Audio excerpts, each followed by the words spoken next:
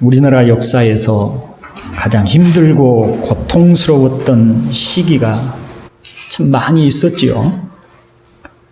우리 중에 계신 분들 가운데 보릿고개를 경험한 분들이 아직 남아 계시겠습니다마는 참 배고프고 힘겨웠던 때였습니다. 또 온 나라가 전쟁의 참화를 겪었던 6.25 전쟁 역사가 있었고요. 일제 36년에 고통스러웠던 때도 있었습니다. 오래전에 일본군이 온 마을 사람들을 교회당 안에 몰아넣고 불을 태워서 죽였던 제암리 교회를 방문해 본 적이 있습니다. 인근의 사람들을 교회당에 몰아넣고 문을 잠근 후에 밖에서는 일본군이 교회당을 포위하고 둘러서서 총을 쏘아서 한 사람도 살아남지 못하고 모두 총에 맞고 불에 타서 고통스럽게 죽어가던 그때의 상황을 그림으로 그리고 영상으로 보았었습니다. 얼마나 가슴이 먹먹했는지 모릅니다. 이러한 때는 온 나라가 함께 고통을 당하는 시기였습니다. 반면에 지금은 평화의 시기입니다. 그렇다면 모두 행복하고 평안할까요? 여러분 어떻습니까? 배고픈 시절도 아니고 전쟁과 같은 참상이 없는 지금 모두 안녕하십니까? 아닙니다. 고난은 사람이 숨쉬고 살아가는 동안에 파도가 밀려드는 것처럼 그침이 없이 항상 밀려듭니다. 욥기는 말합니다. 사람은 고생을 위하여 났으니 불꽃이 위로 날아가는 것 같으니라고 했습니다. 고생을 위하여 태어났다. 그리고 불꽃이 위로 올라가지 아래로 떨어지지 않지 않아요? 당연한 일이라고 하는 것입니다. 그처럼 사람이 고생하며 살아가는 것은 너무나 당연한 일이라고 하고 있습니다. 고난을 겪는 대부분의 사람들에게 일어나는 현상이 하나 있습니다. 다른 사람들은 모두 다 행복해 보이고 자신만 불행해 보인다는 것입니다. 근데 사실은 그렇지 않지요. 사람들 속에 들어가 보면 고난은 없고 행복하기만 한 사람은 거의 없다고 해야 맞습니다. 단지 과거에 혹독한 고난을 겪다 지금은 잠시 평안을 누리고 사는 사람이거나 또 겪고 있는 고난이 아직은 자잘하여서 감당할 만한 경우도 있을 것이며 또는 태풍 전야처럼 조용하지만 조짐이 심상치 않은 분들도 있을 것입니다. 오늘 본문의 주인공인 시인은 하나님 앞에 신실하다고 생각한 자신은 고난을 당하고 항상 어려움 속에 살고 있는데 주변의 악인들은 형통하게만 보인다는 점에서 시험이 되는 경우입니다. 1절부터 2절은 이렇게 고백합니다. 하나님이 참으로 이스라엘 중 마음이 정결한 자에게 선을 행하시나 나는 거의 넘어질 뻔하였고 나의 걸음이 미끄러질 뻔하였으니 라고 말을 합니다. 자기의 경험을 말하고 있죠. 나는 거의 넘어질 뻔했습니다. 미끄러질 뻔했습니다. 라고 말을 합니다. 이유가 무엇이에요? 3절에서 말합니다. 이는 내가 악인의 형통함을 보고 오만한 자를 질투하였음이로다고 합니다. 시인을 신실한 그리스도인이라고 해봅시다. 신실한 그리스도인인 나는 평소에 주님을 참으로 의지하며 그분의 말씀과 뜻을 따라 살려고 합니다. 그래서 내 삶을 정결하게 하며 깨끗하게 하려고 힘씁니다. 13절에 보면 내가 내 마음을 깨끗하게 하며 내 손을 씻어 무죄하다 한 것이 실로 헛되도다 라고 말씀하고 있지 않아요? 그러니까 정말 자신의 삶을 정결하게 살고 싶고 하나님 보시기에 합당한 자로 살고 싶은 그런 소원으로 늘 자기 자신을 깨끗하게 하고 정결하게 하고 하나님 앞에 무죄한 자로 살아가고 싶은 소원을 품고 살았다는 이야기예요. 그렇게 신앙으로 신실하게 살려고 하는 나에게는 정말 실망스러운 일이 발생합니다. 하나님께서는 의인을 형통하게 하시고 돌봐주실 것이라고 기대했는데 가만히 보니까 하나님을 바라보는 나는 매일 고난과 고통이 그치지를 않는데 악인들은 형통하고 거만하고 오만한 사람들은 잘 되고 있는 것입니다. 시인의 눈에 악인들, 오만한 사람들이 어떻게 비추고 있는지 한번 볼까요? 4절부터 12절인데요. 우리 함께 말씀을 읽어보도록 하겠습니다. 그들은 죽을 때에도 고통이 없고 그 힘이 강건하며 사람들이 당하는 고난이 그들에게는 없고 사람들이 당하는 재앙도 그들에게는 없나니 그러므로 교만이 그들의 목걸이요 강포가 그들의 옷이며 살찜으로 그들의 눈이 솟아나며 그들의 소득은 마음의 소원보다 많으며 그들은 능욕하며 악하게 말하며 높은 데서 거만하게 말하며 그들의 입은 하늘에 두고 그들의 혀는 땅에 두루 다니도다. 그러므로 그의 백성이 이리로 돌아와서 잔에 가득한 물을 다 마시며 말하기를 하나님이 어찌 알랴 지존자에게 지식이 있으랴 하는도다. 볼지어다 이들은 악인들이라도 항상 평안하고 재물은 더욱 불어나도다. 신실한 그리스도인인 나는 생각합니다. 도대체 왜 이러는 것인가? 고민이 되는 것입니다. 그래서 16절에 내가 어쩌면 이것을 알 수 있을까 하여 생각한즉 그것이 내게 심한 고통이 되었다고 합니다. 교우 여러분, 바로 이와 비슷한 고민이 우리에게도 있지 않습니까? 우리 중에 자신 있게 나는 선하다고 할 사람은 없겠지만 그래도 신앙을 가지지 않는 사람들보다는 비교할 수 없이 선하게 사는 것 또한 사실 아닐까요? 또 같은 신앙인이라도 다른 사람들보다는 훨씬 더 주님을 섬김에 열심을 내었고 기도도 남들보다는 더 했다고 생각하는 분들의 경우에는 더욱 의문이 될 수밖에 없을 것입니다. 내게는 고난이 그치지 않는데 하나님도 인정하지 않고 신앙도 없으며 교만하기까지 한 사람들은 하는 매사에 형통하는가? 하나님이 살아계신다면 어찌 그럴 수 있는가? 이런 의문을 가질 수 있습니다. 그리고 이런 의문들은 본질적인 의심까지 가게 됩니다. 하나님은 나를 사랑하시기는 하는 걸까? 하는 것이죠.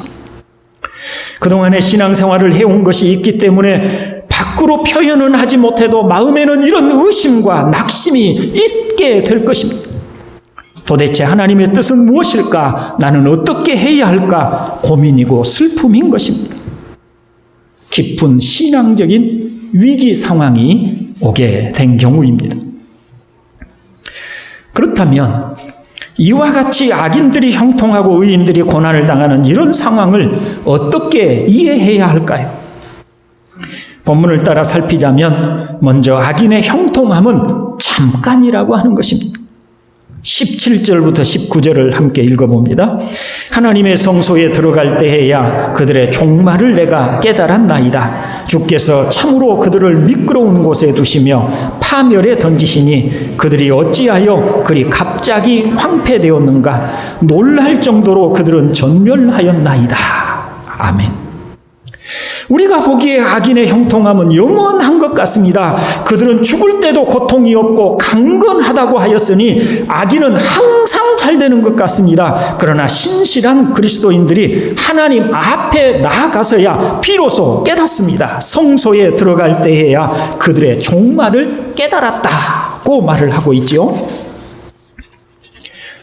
이 말씀은 육신의 눈을 가진 자, 눈앞에 있는 사실만 보는 사람에게는 알 수 없는 지혜에 속한 일이라는 것입니다. 하나님 앞에서 성전에서 하나님께서 주시는 영원의 눈을 가진 사람만이 볼 수 있는 영적인 안목을 가질 때만 깨달을 수 있다는 것입니다. 육신의 눈을 가진 우리는 살아있는 동안 현재만을 볼 수 있습니다. 그러나 하나님 앞에서 영원의 눈을 통해서 바라볼 때 악인의 형통은 잠깐일 뿐입니다. 그들은 세상에서 누구보다 형통한 삶을 산 것 같으나 그래서 부러움과 질투의 대상이 될 정도이지만 그들이 세상을 떠나 하나님의 심판대 앞에 설 때 그들은 너무나 엄중한 심판을 맞이하게 될 것입니다. 그들의 형통함은 간 곳이 없으며 그들의 교만은 비참하게 무너지며 오만한 그들의 콧대는 여지없이 부서지게 됩니다. 그들은 하나님의 진노의 심판 앞에 두려워 벌벌 떨게 되고 영원한 형벌을 선고받고 죽어도 죽지 못하는 고통 가운데 던져지게 될 것입니다. 성경은 말씀합니다. 잠언 24장 1절에 너는 악인의 형통함을 부러워하지 말며 그와 함께 있으려고 하지도 말지어다. 그리고 19절에서는 너는 행악자들로 말미암아 분을 뿜지 말며 악인의 형통함을 부러워하지 말라고 합니다. 교우 여러분, 남의 형통을 부러워하지 마십시오. 우리가 신실하게 주님을 따르고 신실한 믿음을 지켜나갈 때 그렇게 살지 않는 사람들이 잘되고 형통하는 모습을 보고 낙심하지 마십시오. 우리가 정말 부러워할 때는 하나님의 심판대 앞에서입니다. 하나님의 심판대 앞에서 주님의 위로를 받는 사람이 진짜 부러운 사람인 줄로 믿습니다. 애통하는 자는 복이 있나니 저희가 위로를 받을 것이요 라고 하신 말씀처럼 말입니다. 이런 마음은 하나님 앞에서 믿음으로 바라볼 때 가능합니다. 육신의 눈에 보이는 대로 살아갈 것이 아니요 하나님 앞에서 믿음의 눈으로 신령한 눈으로 바라보고 살아가기를 주의 이름으로 축원을 드립니다. 마태복음 13장 43절에서 그때의 의인들은 자기 아버지 나라에서 해와 같이 빛나리라 귀 있는 자는 들으라고 하셨으니 주님의 말씀을 귀를 열고 듣기를 다시 한번 주의 이름으로 축원을 드립니다. 다음으로 악인의 형통과 의인의 고난을 어떻게 보아야 할까요? 하나님은 성도에게 고난을 주신다고 합니다. 왜냐하면 고난이 주는 유익이 많기 때문입니다. 너무나 소중한 말씀이니까 우리 함께 읽어보죠. 베드로전서 4장 1절로 2절입니다. 그리스도께서 이미 육체의 고난을 받으셨으니 너희도 같은 마음으로 갑옷을 삼으라. 이는 육체의 고난을 받은 자는 죄를 그쳤음이니 그 후로는 다시 사람의 정욕을 따르지 않고 하나님의 뜻을 따라 육체의 남은 때를 살게 하려 함이라. 아멘. 베드로는 말합니다. 그리스도처럼 육체의 고난을 그리스도처럼 육체의 고난을 전쟁에 나가는 장수가 갑옷을 입는 것처럼 입으라고 말을 합니다. 갑옷 없이 전쟁에 나가는 장수가 있습니까? 그보다 위험한 일이 어디 있겠습니까? 왜 신자가 고난을 필수품으로 여기고 받아야 한다고 하는 것일까요? 육체의 고난을 겪는 사람은, 육체의 고난을 당하는 사람은 죄를 그치기 때문이라고 합니다. 사람의 정욕을 따라 살지 않고 육체의 남은 때를 하나님의 뜻을 따라 사는 길이 바로 고난으로 자기의 갑옷을 삼고 살아갈 때 가능하기 때문이라고 말씀을 합니다. 시편 34편 19절도 말씀합니다. 의인은 고난이 많으나 여호와께서 그의 모든 고난에서 건지시는도다고 말입니다. 우리는 형통함을 원합니다. 고난은 누구라도 힘들기 때문입니다. 그러나 하나님께서 보시기에 고난이야말로 우리를 연단하여 죄를 버리고 영원을 바라보는 믿음과 신앙으로 이끄는 길이기에 그렇게 하십니다. 그래서 오히려 의인들은 고난으로 자신을 정결하게 하도록 하시기 위해서 하나님이 의인들에게는, 하나님의 자녀들에게는 고난으로 그들을 연단하신다는 사실을 기억하실 수 있기를 바랍니다. 기독교 역사를 보면 고난이 많은 시기에 교회는 정결했고 거룩의 능력이 충만했습니다. 세상을 변화시키는 능력이 있었습니다. 반대로 문물이 발달하고 고난이 없고 형통하였던 시기에 교회는 부패하였고 거룩의 능력을 잃어버렸고 세속화되었습니다. 지금 우리가 바로 그 현상을 실감 있게 느끼고 있지 않습니까? 우리나라 역사 가운데 지금처럼 물질이 풍부하고 잘 살던 시대는 없었습니다. 그런데 지금 우리의 신앙은 어떻습니까? 부끄럽지만 저와 같은 목사들도 세속화되었습니다. 교회는 신앙의 능력을 잃어버렸고 신앙인들과 세속적인 사람들과의 구별이 되지 않는 시대 속에 우리가 살고 있습니다. 그런 점에서 보면 우리가 그리스도로 말미암아 고난을 당하지 않는다고 하여도 일상의 삶에서의 겪는 소소한 고난들까지라도 우리를 겸손하게 해주고 안일함에서 우리를 건져주고 믿음의 자리로 우리를 이끌어준다는 점에서 고난이 얼마나 많은 유익을 주는지 모릅니다. 본문 22절을 보십시오. 내가 이같이 우매무지함으로 주 앞에 짐승이오나고 합니다.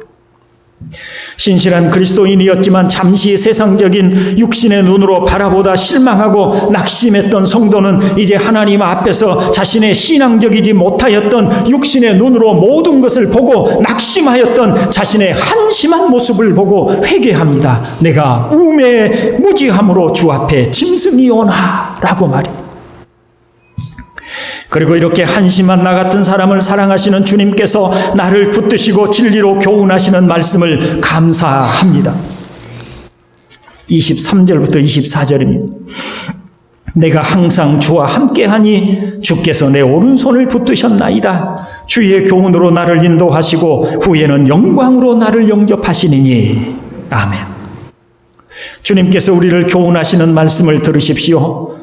여러분, 고난 속에서 힘이 드십니까? 고난이 유익이라고 하시는 말씀을 들으시기를 바랍니다.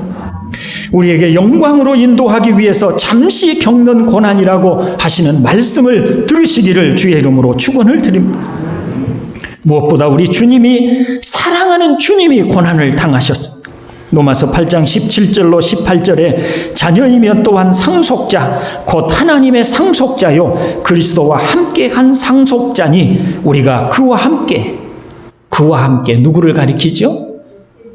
그리스도와 함께 하나님의 상속자 그리스도와 함께 한 상속자니 우리가 그리스도와 함께 영광을 받기 위하여 고난도 함께 받아야 할 것이니라. 누구와 함께 받아야 된다고요? 그리스도와 함께 받아야 할 것이니라. 생각하건대 현재의 고난은 장차 우리에게 나타날 영광과 비교할 수 없도다고 합니다. 여러분, 악인의 형통을 보면 부러우시죠? 그러나 부러워하지 마십시다. 불신앙인이 잘되고 형통하고 신앙인인 나는 고난이 많고 힘든 인생을 살아야 한다고 낙심하거나 불평하지 마십시다. 사랑하기 때문입니다. 성경을 믿는다면, 하나님의 말씀을 믿는다면 오히려 고난이 유익이라는 사실도 믿으시기를 바랍니다. 고난이 아니고는 부패한 우리 영혼을 겸손하게 하시고 영혼을 바라보는 청결한 심령을 우리가 가질 수 없기에 사랑하는 주님께서 그렇게 인도하시고 섭리하신다는 사실을 기억하시기를 바랍니다. 최근에 제가 개인적으로 겪고 있는 일로 인해서 제 자신을 많이 성찰을 해보고 있습니다. 제가 살아온 삶의 전반을 돌아보면서 제 삶 속에 흐르고 있는 죄를 보고 회개하는 시간을 갖고 있습니다.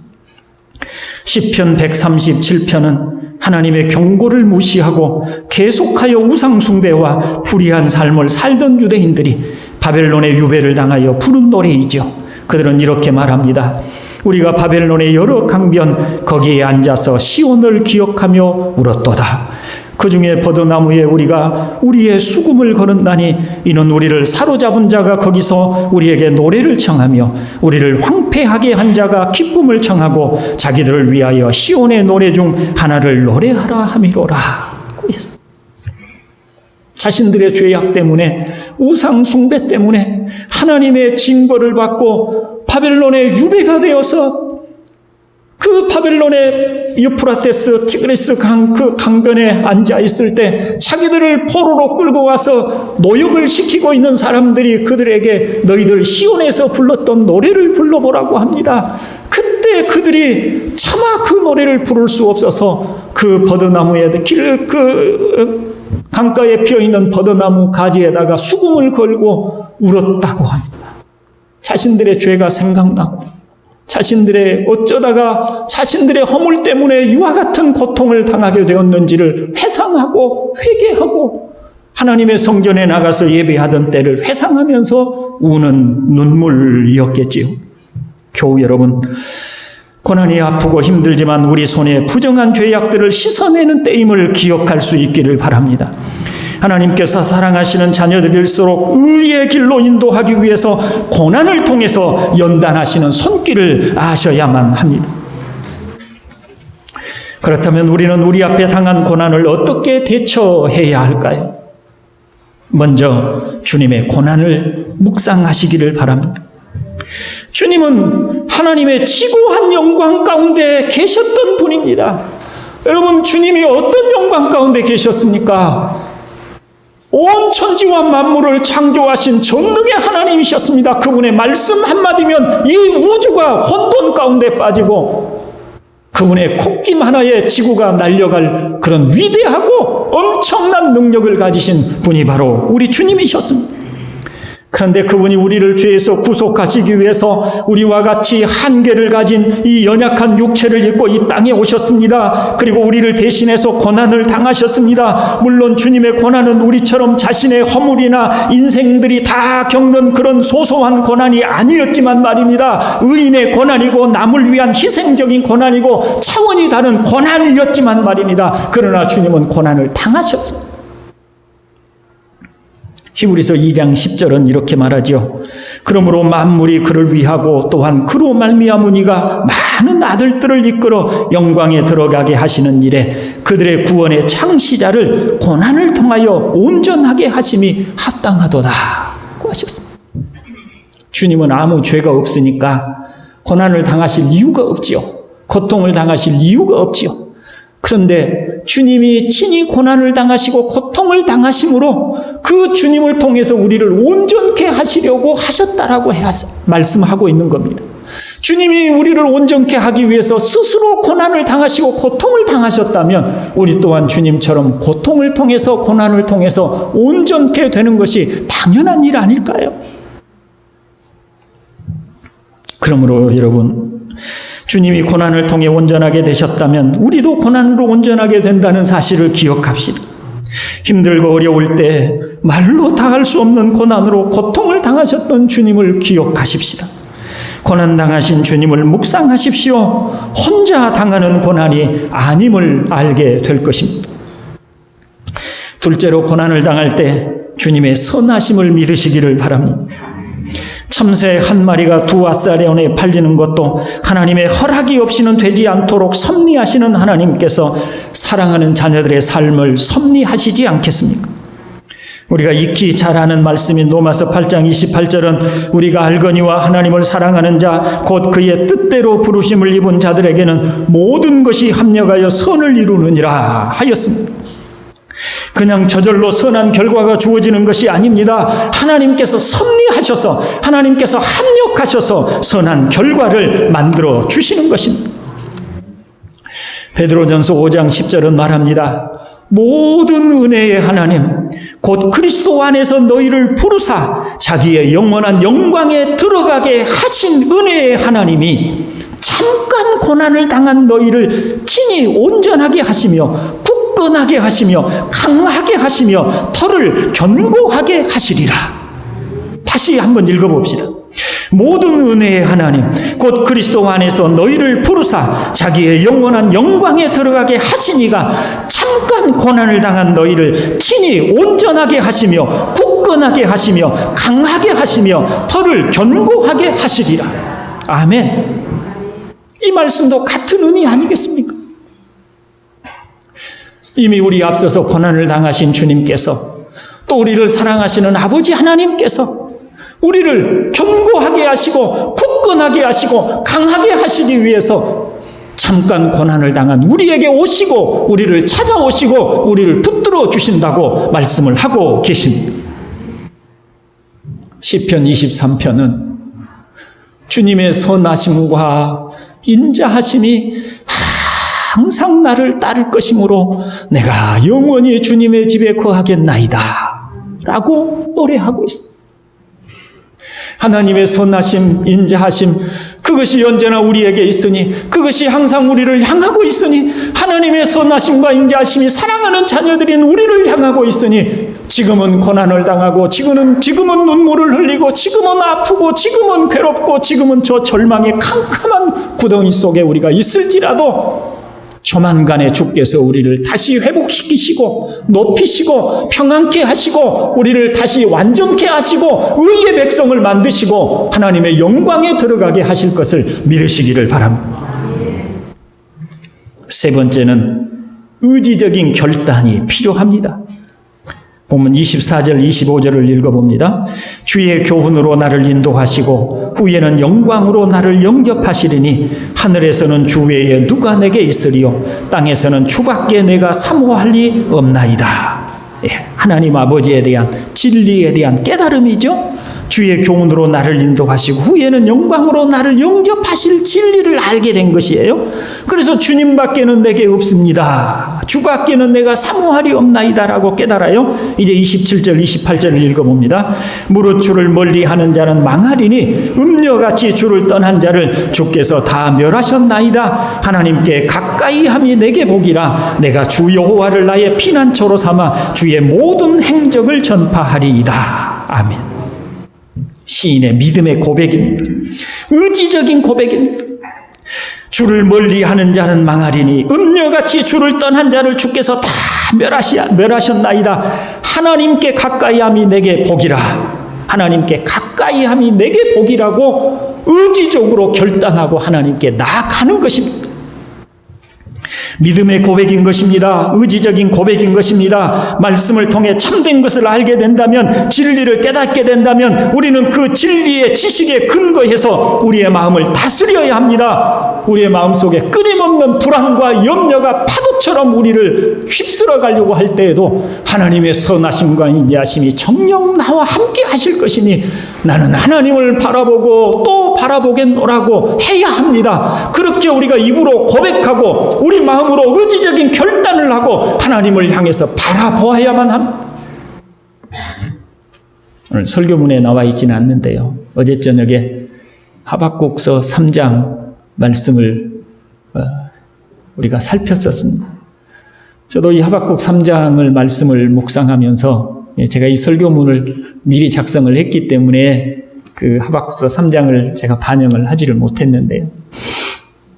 얼마나 많은 은혜가 됐는지 몰라요. 이 하박국서 3장에 우리가 잘 아름다운 노래처럼 부르고 있는 외양간에 소가 없어도 우리의 양이 없어도 무화과 나무에 소출이 없어도 포도나무에 열매가 없어도 나는 나의 구원의 하나님을 인하여 기뻐하리로다 라고 하는 그 말씀을 우리는 아주 아름다운 노래처럼 부르는데 사실은 시시각각 다가오고 있는 자신들 앞에 드리워진 무서운 형벌과 그 엄청난 그 고통이 시시각각 자신들 앞에 다가오고 있는데 그런데도 불구하고 나는 끝까지 하나님을 붙들겠습니다. 나는 구원의 하나님을 붙들고 의지하겠습니다. 예배할 수 없는 상황이 되고 남의 땅에 포로로 끌려가는 상황이 되고 말할 수 없는 고통을 당하게 되고 유배자가 될지라도 나는 끝까지 나의 구원의 하나님을 붙들겠다고 하는 시인의 의지적인 고백이었어요.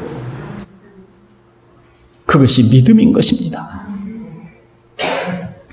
이제 말씀을 마치려고 합니다. 사랑하는 교우 여러분, 영적인 침체 혹은 신앙의 위기는 언제나 찾아올 수 있습니다. 어쩌면 간염병으로 인하여 지금 우리가 신앙의 위기 가운데 있는지 모릅니다. 영적인 침체에 빠지면 육신의 눈으로 사물을 보려고 하지요. 그러므로 신앙의 위기로까지 이르기 십상입니다. 그러므로 영적인 침체의 이유와 어떻게 하면 영적인 침체에 빠진 사람들이 회복할 수 있는지를 모색해 보려고 요한복음을 강의하던 것을 잠시 멈추고 그 주제로 눈을 돌렸습니다. 그 중에 첫 번째로 영적인 침체에 빠졌던 이 시편 73편의 이야기를 가장 먼저 살펴보았습니다. 여러분, 누구라도 삶이 힘들지만 남들과 비교해서 나만 힘들다고 느낄 때 우리는 더 많이 힘들고 낙심이 될 수 있습니다. 그럴 때 힘들고 어렵지만, 그래서 내 육체와 마음이 쇠약하고 절망에 빠지기도 하지만 우리는 눈을 들어 하늘을 보실 수 있기를 바랍니다. 하나님께서는 나를 온전하게 하셔서 하늘에서 큰 상급과 은혜를 주시려고 단련하시고 내 마음을 붙드시려고 권한을 주셨구나 하는 마음의 생각을 하시기를 바랍니다. 분명히 진리의 말씀인 성경이 그렇게 말씀하지 않습니까? 우리의 소망은 땅이 아닙니다. 우리 소망은 하늘에 있습니다. 고린도전서 15장 19절에 만일 그리스도 안에서 우리가 바라는 것이 다만 이 세상의 삶뿐이면 모든 사람 가운데 우리가 더욱 불쌍한 자이리라고 하였습니다. 그러니 땅의 일로 힘들 때, 자식이 속을 썩이고 남편이나 아내가 아프게 할 때 내가 이 고난을 통해 더욱 내 주 그리스도를 바라고 소망하며 살아야 되겠다라고 다짐하는 우리 모두가 되기를 주의 이름으로 축원을 드립니다. 또한 앞에서 말씀드린 바와 같이 힘들고 어려울 때 이미 고난을 당하신 주님을 바라보고 그분이 가신 길을 나도 함께 간다는 믿음으로 나아갈 수 있기를 바랍니다. 주님의 위로와 주님의 선하심이 오래 기다리지 않고 우리에게 주어질 것을 믿으십시오. 그리고 내 마음을 굳게 먹고 다짐하고 의지적인 결단을 통해서 주님을 신뢰하며 살아가시기를 주님의 이름으로 축원을 드립니다. 기도하겠습니다. 자비로우신 아버지 하나님,